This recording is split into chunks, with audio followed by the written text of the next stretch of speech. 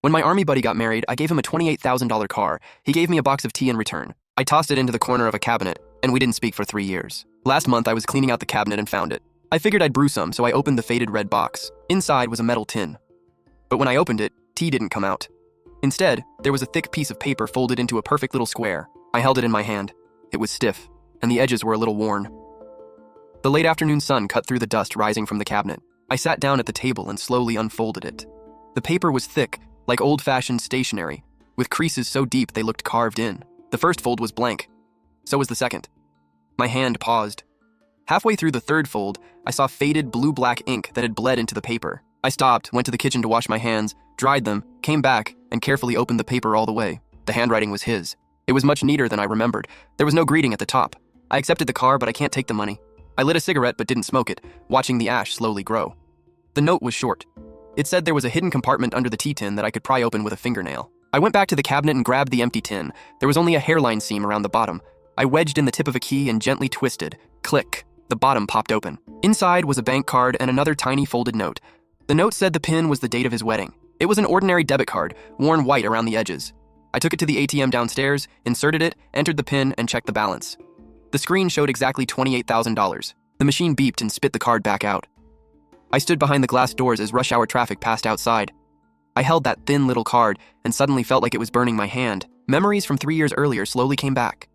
On his wedding day, I drove the new car to the hotel and slapped the keys into his hand. He was wearing a suit with a flower pinned to his chest. Man, this is way too much. You only get married once, you deserve it.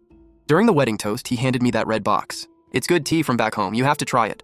I remembered taking the box and casually setting it on the passenger seat. How it got home and ended up in the cabinet, I had no idea. Business was good for me back then, so $28,000 didn't feel like that much. I gave him the car because I was genuinely happy for him, and because it felt like something a close friend should do. He gave me some tea, and I didn't think twice about it. He had never had much money, but now every dollar had come back. It had been sitting in that account for 3 years, just like the 3 silent years between us. I never called him, and he never called me. We occasionally liked each other's posts, watching each other's lives through a screen. I thought we'd simply grown apart, the way adults quietly do. But I was wrong. Back home, I placed the card and letter on the table and made myself a real cup of tea. Then I opened our chat. The last message was his wedding invitation from 3 years ago. I typed, "I finally made the tea," then deleted it. I typed, "I found the card," then deleted that too. Finally, I sent one message. "How have you been?" I stared at the screen until it went dark. He didn't reply right away. I carefully put away the tin, the red wrapping, and the letter, but this time, I placed them in a drawer instead of locking them back in the cabinet. A little after 10 that night, my phone buzzed. It was him. Same as always, you? He added a smiling emoji, and just like that, we started talking again. We didn't mention the card, the car, or the 3 years of silence. We talked about work, our kids, and the road back home that was always under construction. The conversation moved slowly. Sometimes it took half a day to get a reply, but every message continued where the last one left off. No empty small talk, no sudden disappearing.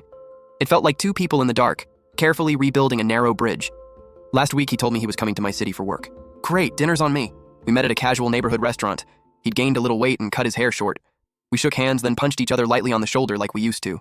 We poured tea, shared food, and talked about people we both knew. After a few drinks, the conversation finally loosened up. When I brought up the money, he picked up some food with his chopsticks without looking at me. I couldn't afford to give you something of equal value back then, but I couldn't just accept it for free. I wouldn't have been able to sleep. Was it really that serious? He smiled. Yeah, you giving me the car was friendship. Me paying you back was responsibility. I could accept the friendship, but I couldn't ignore my responsibility. He spoke slowly, but every word was clear. I filled his glass.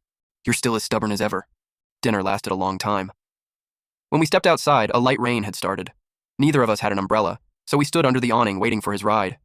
Then he suddenly spoke. That tea tin actually belonged to my dad. He treasured it. He always said valuable things should be kept somewhere no one would notice. I nodded without saying anything. His ride arrived. Before getting in, he turned back. Don't throw away the tin, you can still keep things in it. I waved. I won't. The rain drifted sideways through the streetlights. I walked home instead of taking a cab. When I passed a trash can, I touched the cigarette pack in my pocket, pulled it out, then put it back. The first thing I did when I got home was take the tin out of the drawer. I placed it on the bookshelf beside a few books.